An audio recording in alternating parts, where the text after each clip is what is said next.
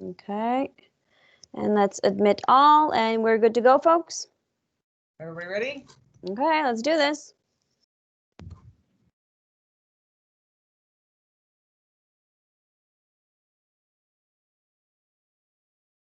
Good evening.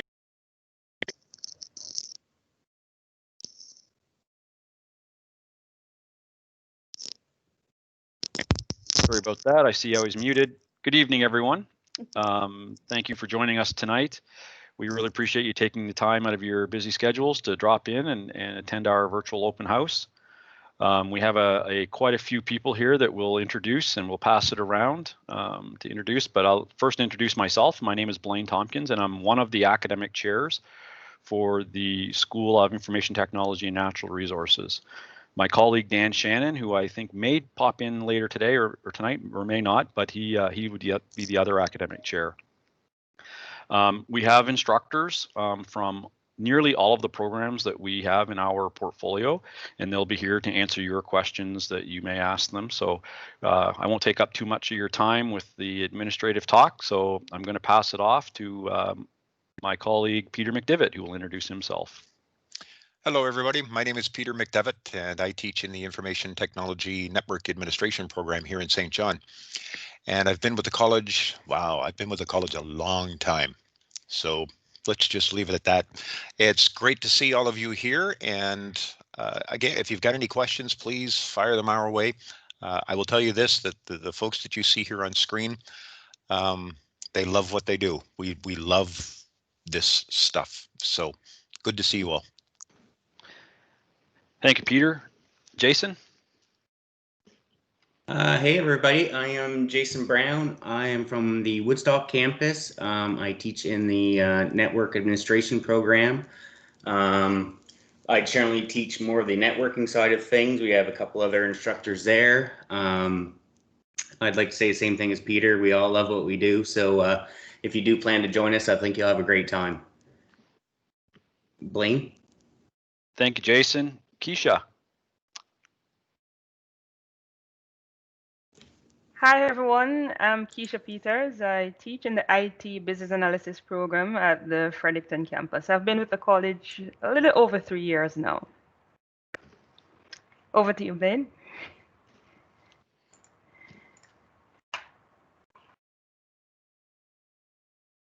Oh, Ben, over to you. Oh, sorry. Didn't know you were waiting for me. No Hi, worries. I'm Ben McCarrick. I'm relatively new to Mvcc. Been here about 3 years now. I teach in the cybersecurity program, and it's a lot of fun. And I certainly can vouch for the other instructors and folks on this call. We're looking forward to answering any questions you guys might have about the programs that we all teach in, and hopefully this clears up anything that you need. Thanks a lot. Thank you, Ben. Chris? Good evening, everyone. I'm Chris Kuzak. I'm from the Moncton campus. I teach mostly in the web and mobile development program, as well as gaming experience. So if you're the type that is a creative problem solver, you're going to love either one of those programs. So welcome. Thank you. Jay? Hello, good evening, everyone. I'm Jahid Rahman. I am from Moncton campus. I teach in quality assurance programming, quality assurance. And if you are a travel expecting, this is the program you should be joining. It's quite fun, and I am hoping to see you guys soon. Thank you, Jay. And David? Hi, I teach primarily in JEX, but that's the gaming experience program.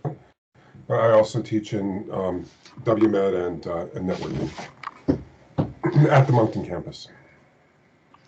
Thank you, David. Sarah? Hey, everybody. My name is Sarah Lloyd. I'm an instructor in environmental technology. I've been with the college for about 8 years now. Our program's located in Miramichi, New Brunswick. Yeah, and I guess I'm happy to see all of you guys signed on today, and hopefully some of you are interested in my program. Thank you. And we have Dylan.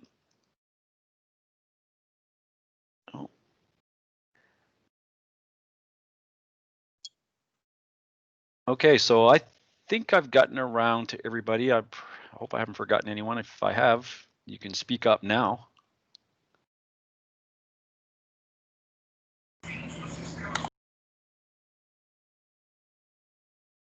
Yeah, hi, I'm Dylan, and I teach in Moncton in the web and mobile application development program. I teach primarily the web side of things alongside Chris and Dave. I work a little bit in Jax every now and again. I go in and give them a hand with their web HTML and CSS programs.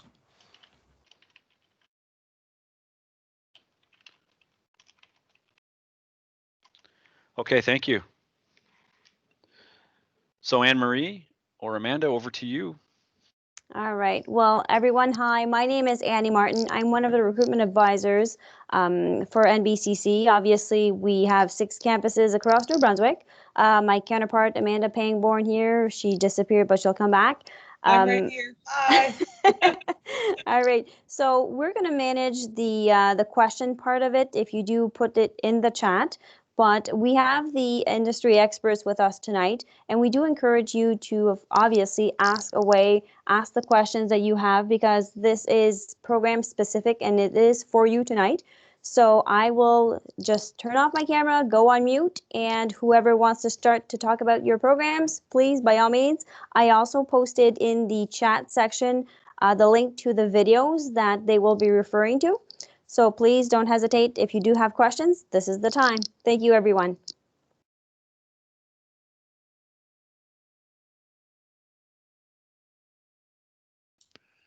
I will nominate Mr. Ben McCarg to start talking about cybersecurity. Go ahead, Ben. Thank you, Mr. Mcdevitt. I'll try to summarize our cybersecurity program within 2 minutes. So you can start a timer if you like. It is a 1-year post-diploma program.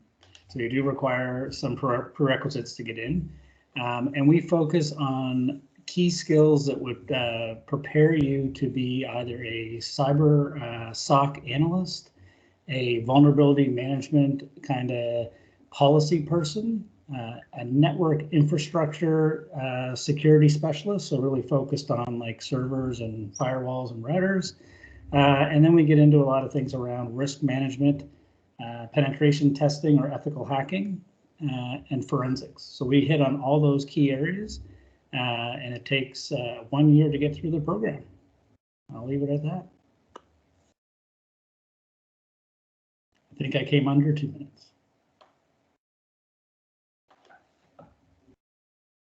Any questions about the cyber program, I guess I'll throw out there.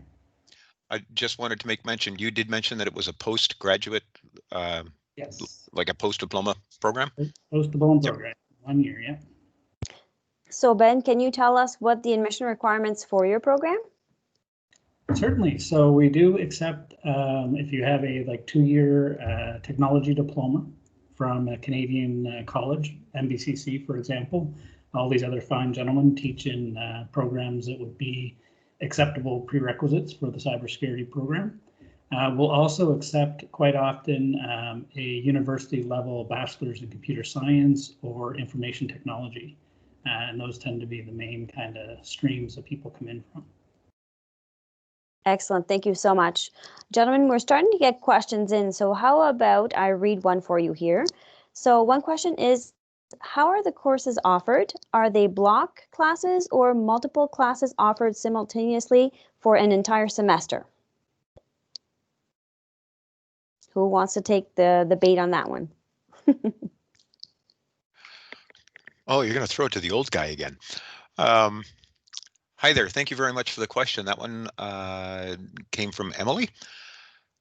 They are offered not in a block release program like an apprenticeship course, but they're offered much like you would go to university and you would take some classes in the morning and some classes in the afternoon. So you would go Monday to Friday. We've got classes, we've got labs, and they're spread out primarily in the daytime. Under the present circumstances, we're doing them online, but in the normal day-to-day, yeah, it's offered Monday to Friday. Excellent. Thank you, Peter. You're welcome. All right. So Peter's off the hook, you guys. I could add a little bit to that as well, Peter. That's an excellent answer. And The other thing to consider is the length of the program. Some of our programs are 2 years in length, some of them are 1 year, and then of course we have the postgraduate programs, and we have a data analytics program that's postgraduate as well. But that one is offered entirely online. So even when we were not in COVID, it's an online offering. But again, it's a postgraduate course or program rather. The other thing to remember is our school year runs a little bit longer than universities currently. We run into June, so where a lot of the universities are out in early May or mid-May, we're running a little bit longer. So right now we have the fall term is typically 14 weeks, and the winter term is typically 14 weeks after the holiday break, and then we have a shorter term in spring, which is not typically 9 weeks. Thank you, Blaine. Appreciate that. Okay, so our next question comes from Lindsay. So, hi everyone, I'm an electronic engineer. Can I enroll in the business analysis career as an international student, or should I study business first? Good question, Lindsay. Good question. Lindsay, you certainly can enroll in the business analysis program. Actually, the admission requirements allow students with an engineering background to actually sign up for the program. So yes, you can. And I must say that the program is not restrictive to domains. You normally find that business analysts work across domains. So we normally have students with diverse backgrounds coming in, and it will actually be a value add to your journey in the studies. Excellent. Thank you, Keisha. I appreciate that. Next question coming from Avanish. So in app development, are we going to learn Java, Kotlin? Please excuse me, I'm not IT literate. For Android and Swift for iOS, or only Flutter for both Android and iOS app development? I can take that one. Oh, go ahead, Dave. I'm not sure about the case at the other campuses, but in the WMAD program and in the JEX program, we have both. We teach iOS, which is done in Swift, and Android is done in Kotlin. Oh, and there's also a Flutter course as well. So that's our hybrid course. So yes to all three. That's perfect. Thank you, David. All right. So We have go ahead. We have another question coming in from Raphael. This actually probably would be a good question for everybody here. Wondering about the schedule for IT, web and mobile application development for fall of 2021, if it will be a blended delivery and if that's been confirmed or not. So I guess that would probably be a very common question that students are having for 2021, and I'm not sure that we have a definitive answer, but if somebody wouldn't mind maybe addressing that if they can. I can grab that one if my colleagues will all go along with that. We're not sure. It hasn't been confirmed. Ideally, we would like to return to our normal footprint of having students in our building and having classes. And one of the things that we are very proud of is that our class sizes are small, and much of the value that the students get from our college is that they can have actual relationships and get to know their instructors. So not that you can't do that online, but it's certainly easier for all if you're doing that on a daily basis face to face. So much of that will depend on what the COVID situation is in New Brunswick, in Atlantic Canada, in Canada, and the world. So I think we're all hopeful that there'll be a vaccine and all of that, but unfortunately, Raphael, we wouldn't be able to give you a definitive answer on that, but we will continuously be sending out, whether it's through the recruiters, these folks, or our dean, Jeff Dempsey, updates on what that's going to look like ahead of time. Thank you, Blaine. I appreciate that. So another question that we often get asked on the recruitment end of things, and I know this applies for you guys, so here it is. Are there any additional certifications I can acquire through this program?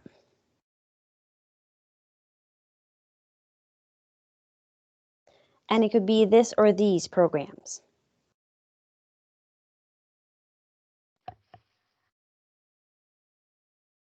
Well, if you want to know about the quality assurance, on quality assurance side, we are just learning about quality assurance. However, from learning those, you can also prepare yourself for ISTQB, International Certification for Testing. And that's something you can do on yourself. That's a separate certification that you could do. Thank you. For folks who are interested in business analysis, the content that we cover in the program, it's comprehensive and it aligns well with the IIBA curriculum. So upon leaving the program, you can actually sign up for the ECBA certification. And you can do that immediately after studies. After you get about 5 years of project experience, then you'd qualify for CBAP. And that's also offered through IIBA. There is another certification that's also offered by PMI, and that's the PMBA. But you need to get some years of project experience under your belt before you actually qualify for that one. So but the content prepares you well, because we have had students who upon leaving the program, like within a few months after graduating, they were able to pass the ECBA. All right, so that's something that's worth considering, because the cert is really good on your resume when you're job hunting.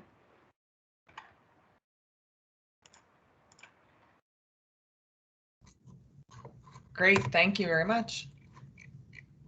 Oh. We have some questions coming in now. Jason, you could probably mention the Cisco.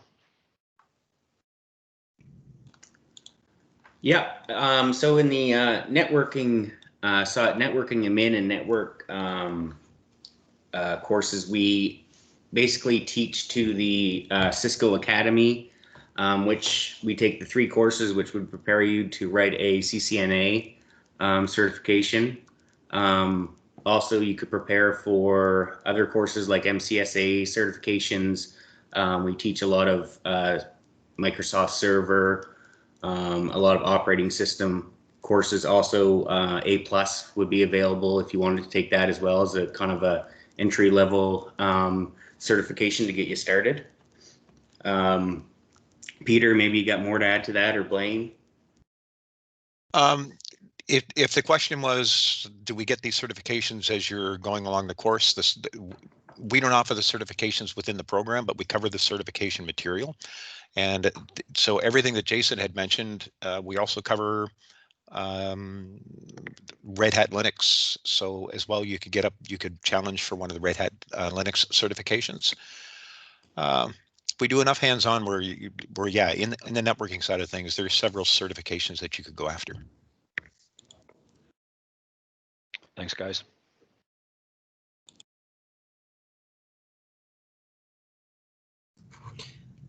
I have a question. Actually, this is a very common question that we get.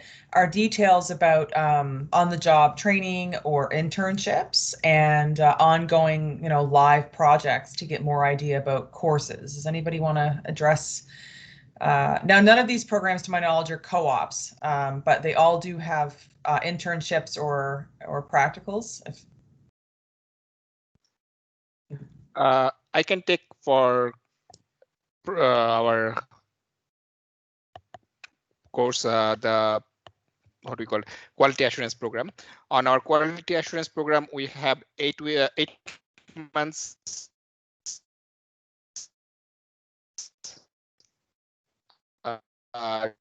two course our fall and winter session. Spring session, we have 6 weeks OJT, which is called on-job training. On that one, you will have to find a job in from there. So it's not a co-op, but it has 6 weeks of on-job training offered that you need to complete for the quality assurance program. And I think Nayan is asking from India. He's a graduate from Bachelor of computer science engineering in India. He's asking if he's able to do 2 courses in 2 years. Yeah, actually, we have multiple students from India who came here, did the quality assurance first, and on their next year to complete their 2-year program, they are doing either network admin or network support. Sometimes they are also doing either bachelor business analyst and QA. So first year they're doing the quality assurance, they're doing the business analyst. So yep, that's it. Thank you. All right, so for business analysis, there is a 7-week optional work term. So round about February, mid-February, thereabout, students would determine if they actually want to actually do that additional term in the spring.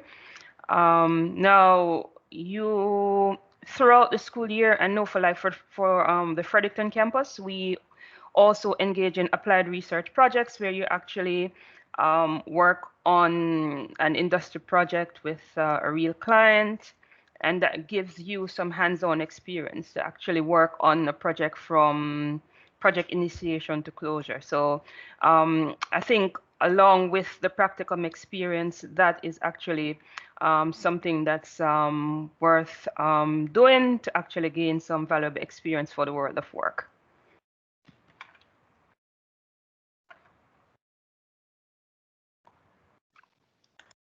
Thank you, Keisha. Appreciate that.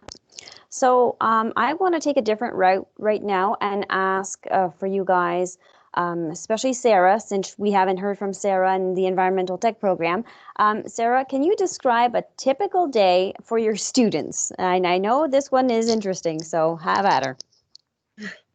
A typical day in environmental technology. Well, that is a loaded question, I guess. And I don't think there is such a thing as a typical day. We are a very dynamic program. We change course often and frequently, I guess, depending on what's going on in our region. Pre-COVID, I guess, we would spend, maybe 40% of our time outside and 60% of the time in the classroom learning. Now with COVID learning, we're doing a lot of our theory type information virtually online, but we are still getting students to come to campus 1 day a week so that we can get some really important field work in. So when I talk about field work in environmental technology, I'm talking about things like how to take a proper water sample, how to take a soil sample, how to go out to the field and collect the data that you're going to need. And so we do, a variety of different types of field trips, whether we're out analyzing a river and determining the health of that river system, or, going and collecting soil samples, or even touring industry where you might want to work later on.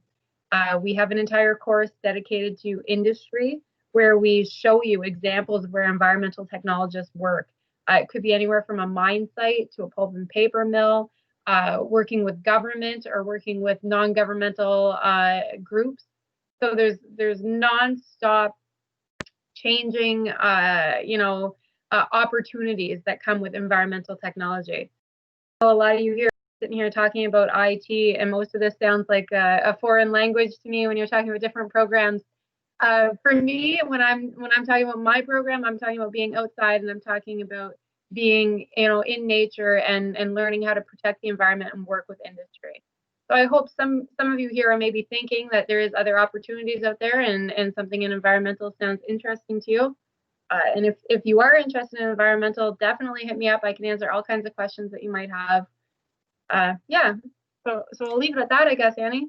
All right, thank you. And just last question, and I want to go around and ask everyone, for your programs, is a practicum in the second year or first year, or do you even have a practicum in your programs? So Sarah, since you were the last one to talk, would you mind picking this one up, please, and then we'll go around. Yeah, absolutely. We do have a 5-week practicum at the end of our second year. You are encouraged to look around and decide where you'd like to go on your own. However, we do most of the logistics of setting it up for you. So it's an unpaid 5-week practicum. Thank you. Who would like to talk about their practicums after? I can go next. So networking administration, at the end of the second year, we have a similar 5-week work placement that we generally help the students look for a spot. So yeah, it's 5 weeks and at the end of the second year. That's great.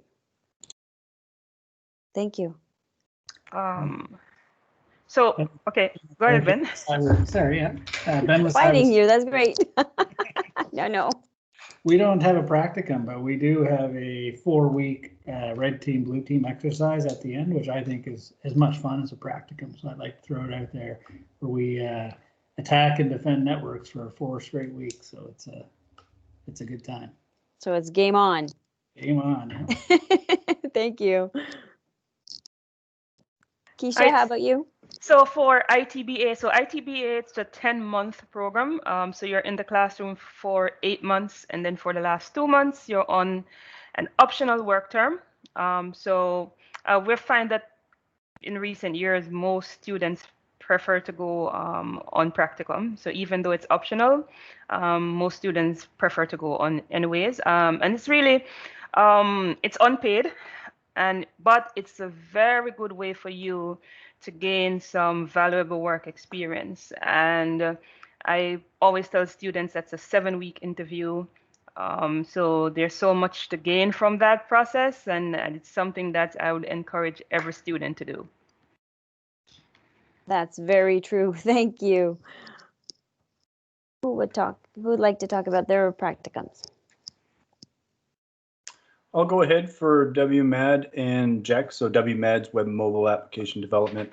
JEX is Gaming Experience. So the WMAD program has a 4-week on-the-job training placement. So they work the final term, the spring term of their senior year, on a capstone project, a real-world scenario where they build a solution based on specifications. In the second half of the spring term, they go on their 4-week work term. The gaming experience, they finish their classes in the winter term in their senior year, their second year, and their entire spring term is an 8-week on-the-job training. Excellent, thank you. Have we covered all of our programs? I have just a quick follow-up question, Yes. Chris, if you don't mind, on the web and mobile app development. Sure. Raphael would like to know if there is many opportunities in New Brunswick and the average salary for a junior position. Sure, thanks, Raphael. There's plenty of opportunities in New Brunswick. Actually, New Brunswick has kind of been an innovator as far as information technology for a small province, but our line of work really has no borders. I myself have come from industry and have worked globally from here in New Brunswick, but there's plenty of local opportunities here in New Brunswick. And as far as junior salary in the New Brunswick and the Maritime regions, it can range anywhere from 35 to 40 to 45, perhaps 45 on the higher end. So there are some folks that come and take the course that have previous experience or previous education that might put them on the higher end of a junior's salary, so to speak.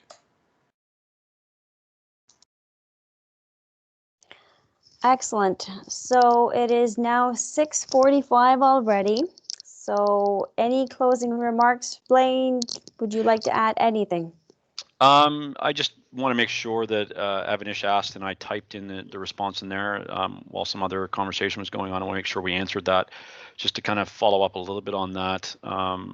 Yeah, COVID would be a factor of that, but blended to us, if you're seeing the term blended coming to you in communication, for us that means both face-to-face and online. So there may be elements of a course that's online, and we use a learning management system called Brightspace, which is Desire to Learn, product from Desire to Learn. So there may be elements of every course, or probably will be elements of every course that you'll take, whether it's face-to-face or an online delivery. So I hope I answered that question for you. If not, just type something else in there and we can talk about it further.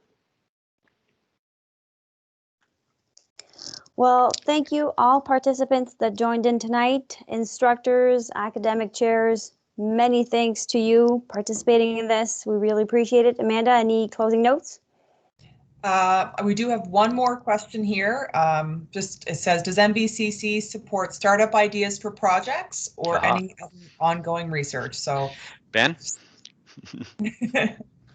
You're the man, Ben. Yeah, I can take that one. We do support research. There is an actual research team within the college. So they help us instructors and other members of staff to actually run projects and run research projects. And part of that, actually, within that same research group, there's actually an entrepreneurship component as well. So they're promoting taking the ideas from research and actually rolling them into a potential startup of a company opportunity. So yeah, they do support that as well. Yeah. Do you want to mention CI SOC? Sure. Yeah. In my spare time this year, I've been been working on actually building out a critical infrastructure security operations center. So it's a large grant we received from a federal agency, and it's basically allowing us to build out that operations center just like you would have in a either large company with their own operations center, monitoring all their production equipment, but also their IT infrastructure. And so we're looking forward to having that all spun up this year. So maybe we'll get to check it out next year. We did get more questions, so we have to answer them, of course. So could you please explain better what means capstone? So the capstone project in WMAD is it's a 4-week project. We do it in teams. You have a complete specification for an desktop application with a web portal and a mobile application that you must complete according to the specifications. You take no other courses during that time. It's full-time, treat it like a real world workday. You work 8 to 10 hours, reporting your times, meeting deliverables, and then presenting your work at the end. And if I can jump and just add to what Chris is saying, that the reason that we call it a capstone project or a capstone course is because it takes elements of all of the courses that you have already taken and allows you to, without a structured textbook or a structured set of step 1, step 2, to see what you can do with the knowledge that you've accumulated.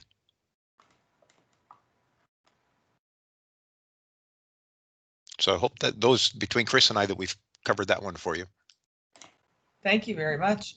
And we do have one last question that we can I can throw in, and it's asking about the prerequisites for IT WMAD. This person has intermediate knowledge in Android app development and basic knowledge of web development. So would that be useful, or should they learn some more?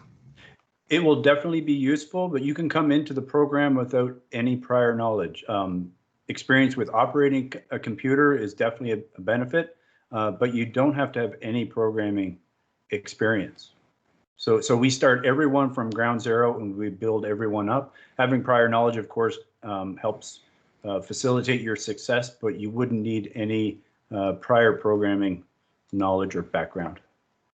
Yeah, more importantly, if you like to solve problems, that'll serve you well, if you're curious and like problem solving.